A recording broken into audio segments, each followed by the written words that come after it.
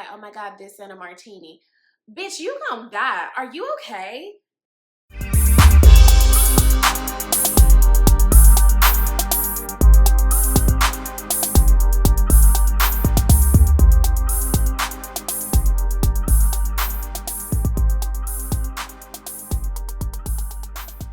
Hi guys, it's Jessica. Welcome and welcome back to the Not Carrie Bradshaw YouTube channel / podcast, where I discuss all things style, wellness, pop culture, and whatever else comes up from week to week. We are here for our penultimate episode for the year and for the podcast. After tomorrow's episode, I will be ending the podcast. I have not, time will tell if this is going to be a permanent ending.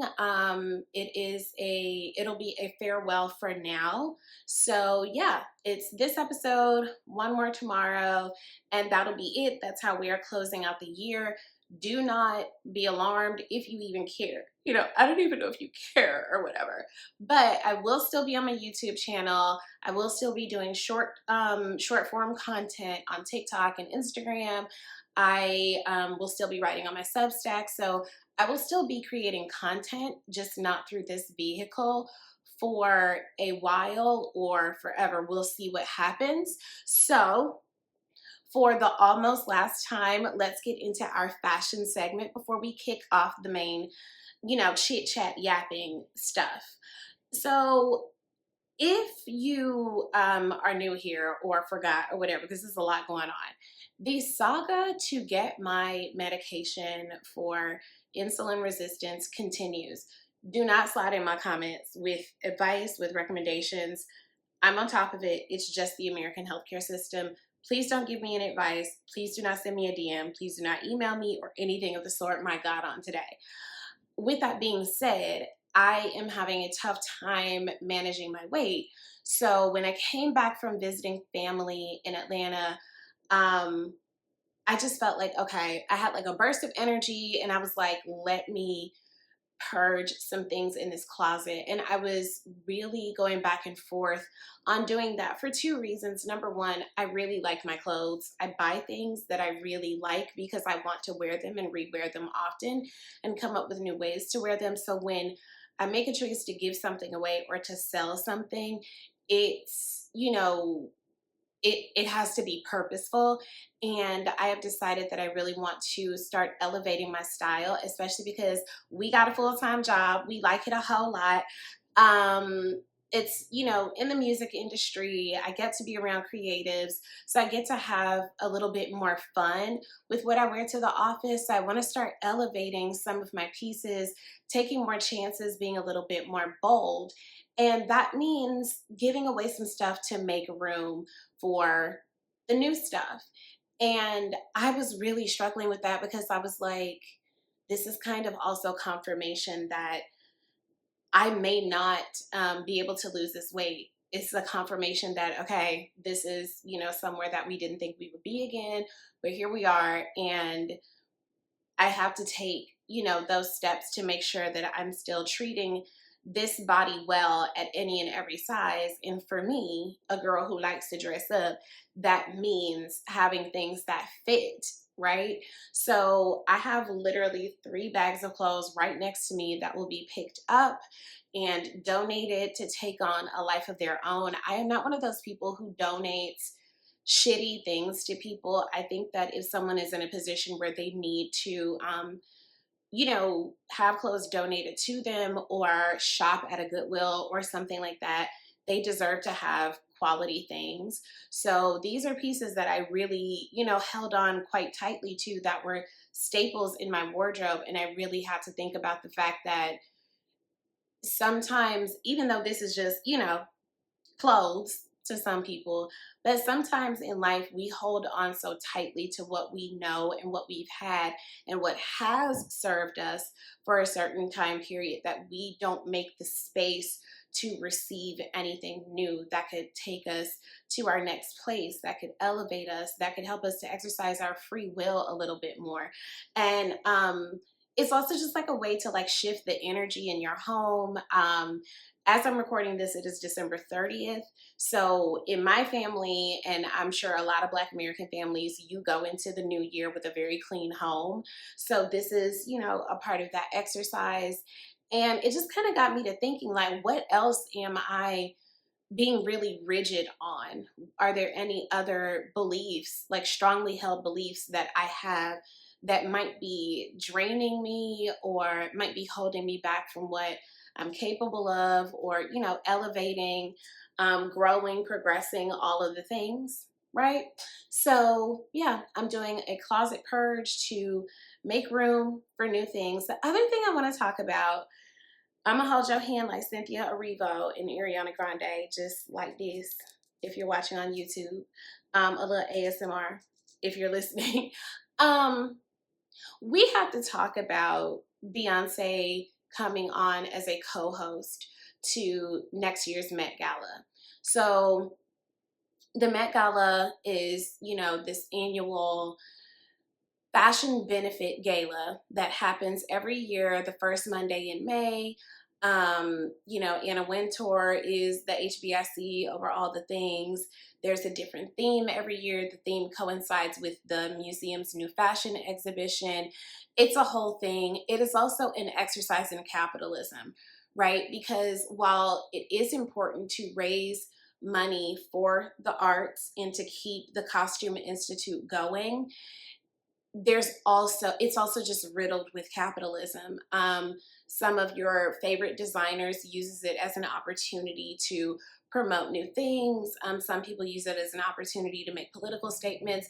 All of the things. It's a big stage, and it's basically just a haute couture costume party.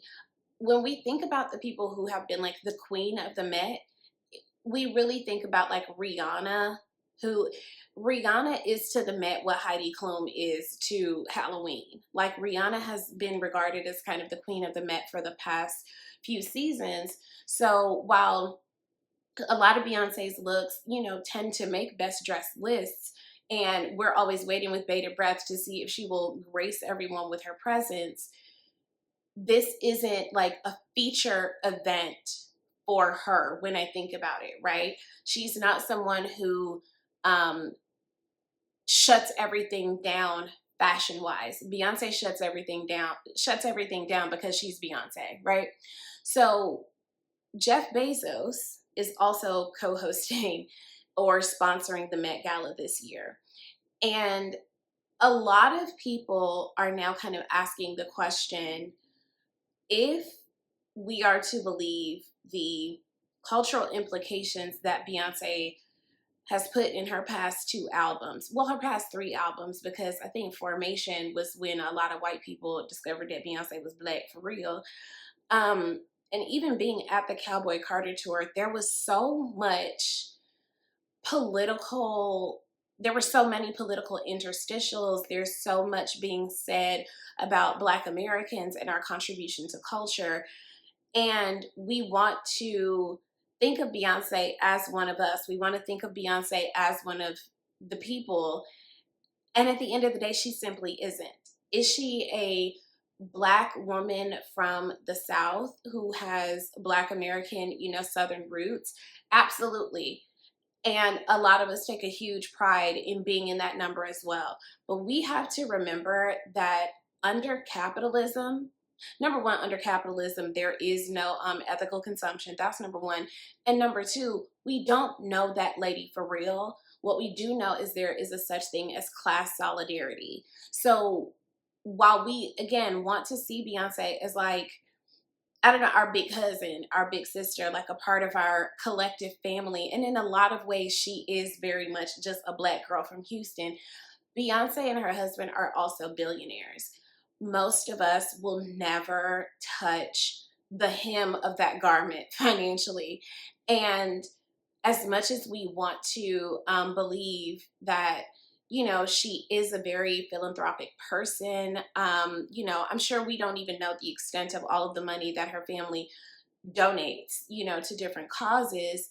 Beyonce is still not a part of our class. She's not a part of the working class. She we wouldn't be seated at the same table.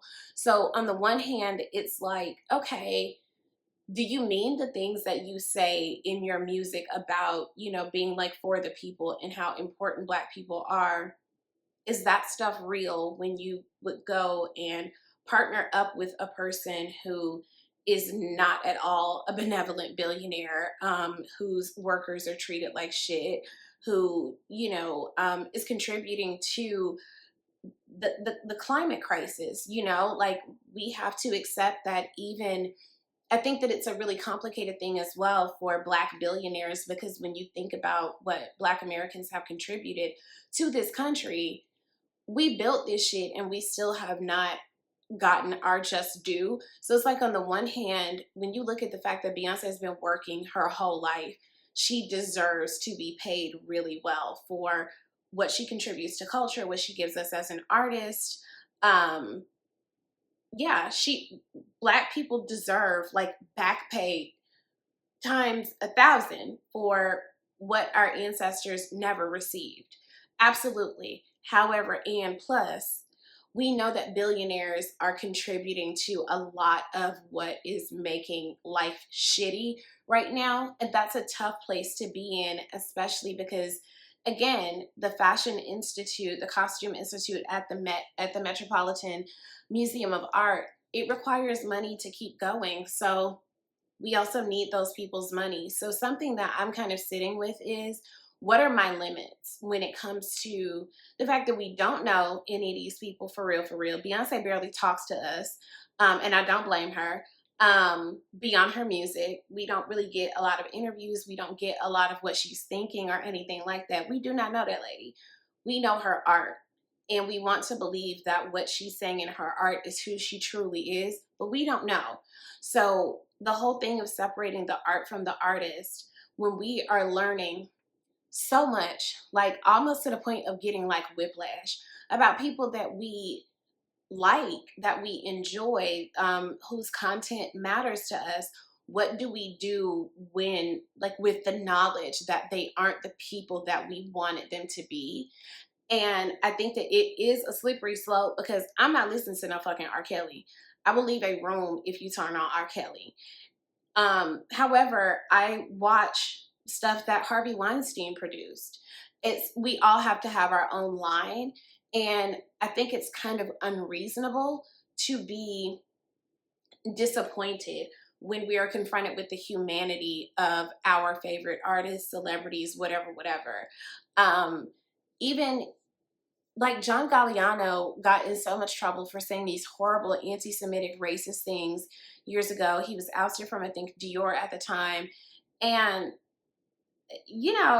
people will still gag over any of his archive pieces, and there's a podcast that I'm new to, called My Mama Told Me. I'm absolutely obsessed with it. It's hosted by two comedians, Langston Kerman and David Bory. They comically discuss Black conspiracy theories, but on one episode, they were talking about how we as the audience, right? We as the listeners and the supporters and all that shit, we sometimes, as the public, we sometimes want to hold these people accountable for their behavior, but the industries themselves don't hold people accountable. People are not going to collectively deplatform R. Kelly's music. People will still watch movies by, his name just fell out of my head. Y'all know who I'm talking about. His name just fell out of my head. But, everybody is problematic to some extent, and it's really difficult to put the accountability in the hands of the public when we have so little power. So that's just something that I'm sitting with and thinking with, like, as a lifelong student of fashion, as, an avid lover of the art of fashion and the history of fashion and what it says about our culture from a contemporaneous perspective and historically. You have to kind of sit with what the cultural implications are of a lot of things. And looking at this, I'm just like, oh, this does kind of like complicate the relationship that we want to have with Beyonce, that we want to believe that everything that she's saying in her music about being so pro-Black is real. It's hard to square that with co-hosting alongside Jeff Bezos. And one thing that we do know about Beyonce is she's incredibly intentional with what she chooses to do publicly, with her image, with her content.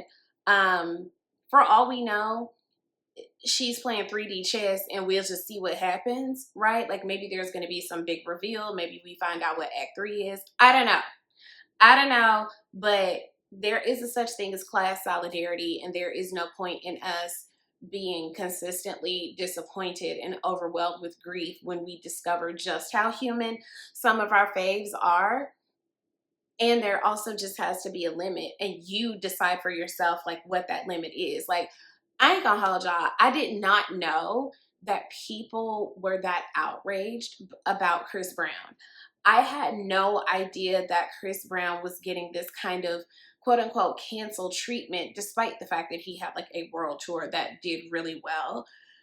Online, people are really like dragging the girls who want to work with him, who went to the tour, who openly listen to and support his music. And I was just like, when did this happen? Because I thought that collectively, everybody just kind of was like, bruh is unwell. He might be on them drugs. He hasn't really grown up. I thought it was just like problematic cousin that you don't pay too much attention to. I had no idea that the public perception of him had gone so poorly. And I was just like, well, shit, this is news to me. So we not supposed to listen to it. What's going on?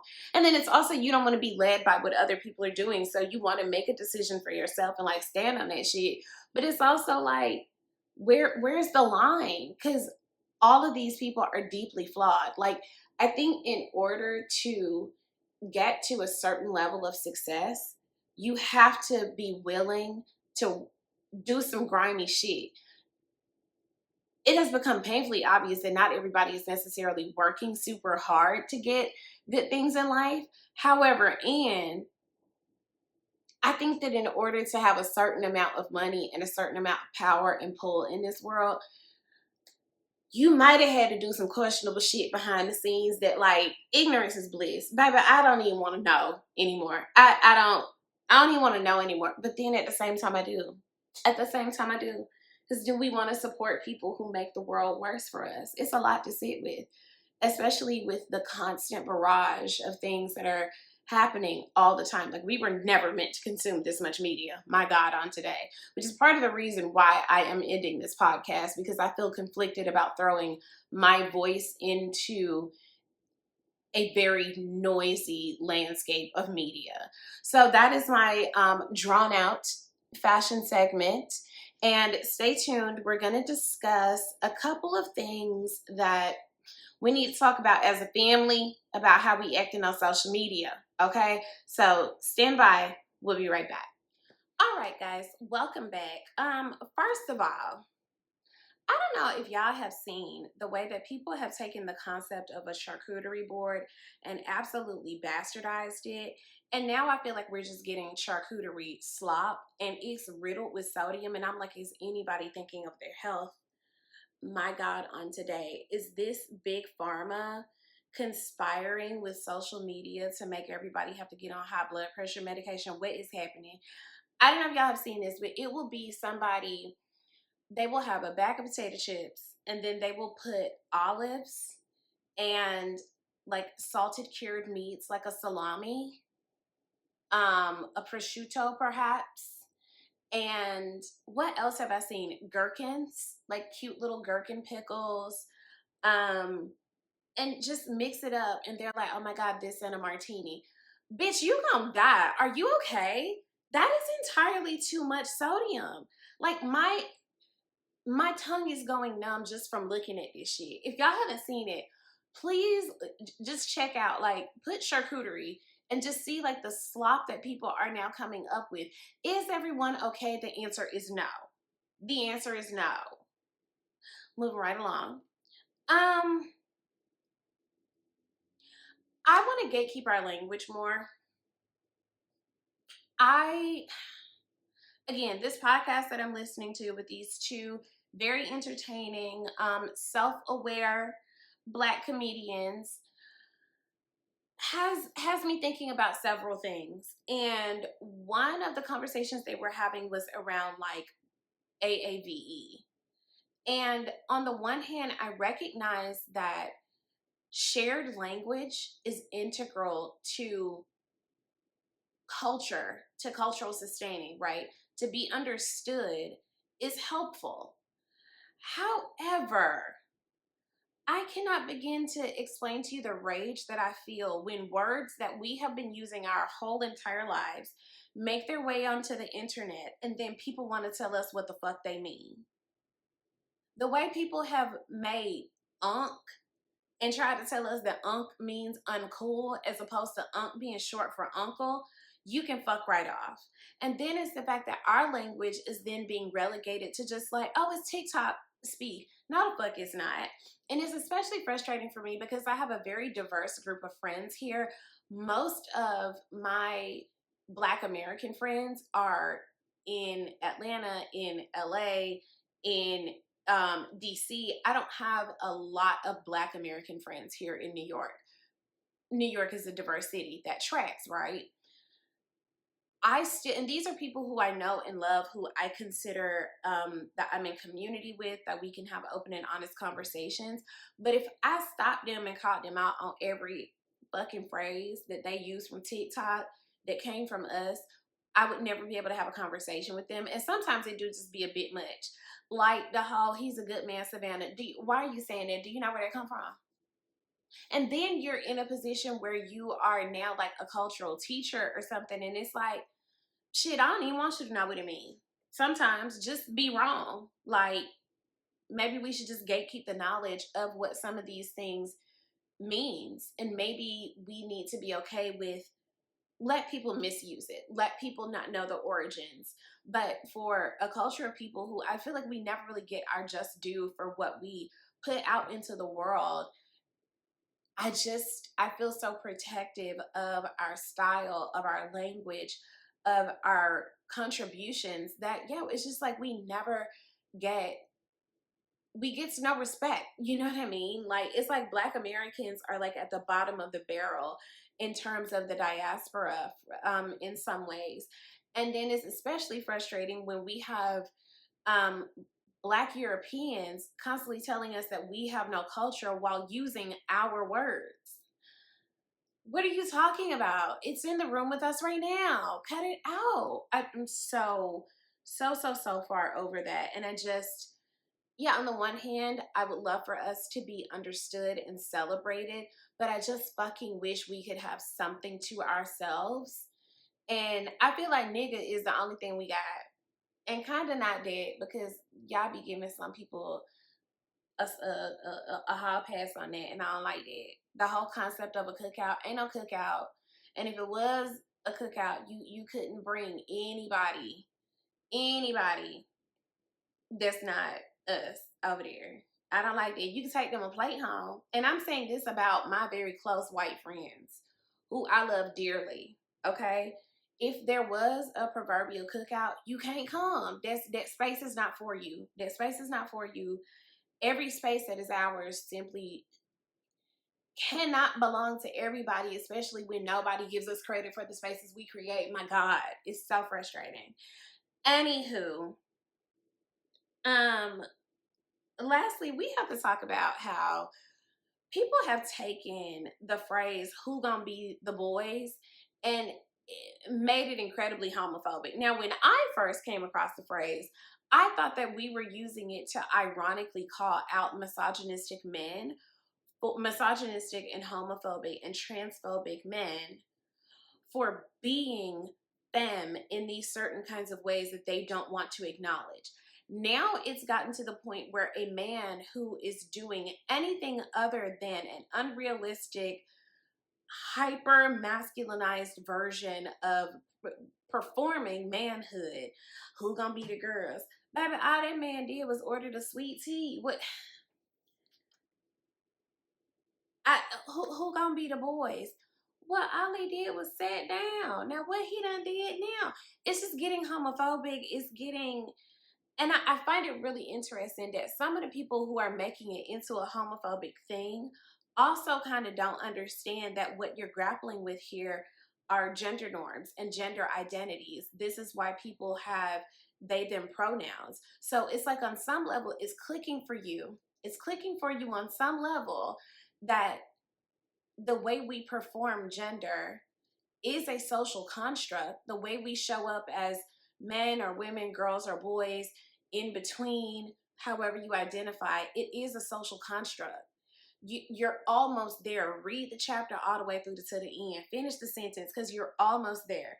If you can clock that a man is behaving in what you perceive to be a very feminine way, if you can roll that on over to still seeing that man as a man, and understanding the duality of what it means to exist as a human person, you might be onto something. But we cannot be asking who gonna be the boys because a man got excited about something. It's like that running list on Twitter that somebody has of like all the ways that like straight cishet women have called men gay.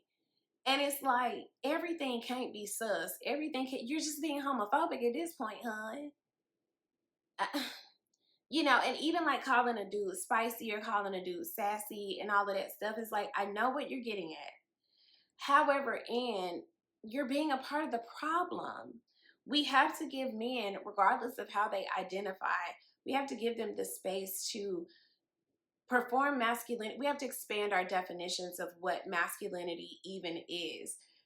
Beyond being a social construct, it can't be so rigid. It can't be so limited because for as much as some of you male-centered ass people claim to love men so much, doing that dehumanizes them. This is why I be trying to tell people feminism is not anti-man. Feminism is anti-patriarchy, and patriarchy hurts everybody. Patriarchy dehumanizes men. Patriarchy is the reason why a man can't order a dessert at dinner without being perceived as extra feminine, as if having a sweet little treat makes you a girl. And then also, what's so bad about being gay or what's so bad about being a girl? It's just a lot that's being put out there. It's not funny anymore. It's not cute anymore. Now y'all just throwing it at anything. Shut it down. Don't nobody know how to act. This is why we can't have nice things. It's why we can't have nice things. We can't have a little kiki without y'all taking it to somewhere that it just never needed to go. Who gonna be the boys? Girl, leave us alone. Go on somewhere with it. So that's it for this episode. Short and cute. You know, it's the end of the year. I need to continue cleaning my home, making some vegetables that I look forward to eating instead of snacking on extra processed stuff. But the processed shit be so good, y'all. The way that I still just every now and again, I'm not saying every day, I'm not even saying every week, but I just really do be needing a hot, fresh McDonald's fry. They're delicious. I know it's nothing but chemicals, but damn it if they don't taste good. You know what I'm saying? Anyway, okay, tune in for tomorrow's episode or whenever you're listening to this, the next episode, which will be the Farewell for Now episode. Thank you guys for joining me. Be sure to subscribe to the YouTube channel, the Substack, follow me on TikTok, follow me on Instagram so that we can stay in touch. I will still be doing like TV reviews and like pop culture stuff on the YouTube, but this medium just, we got to take a break from this, especially because we have a job that we really, really like now that requires more, and I really want to do well there. You know, so that maybe I can become a very wealthy person that y'all make excuses for. I don't know, who can say? So talk soon. Bye.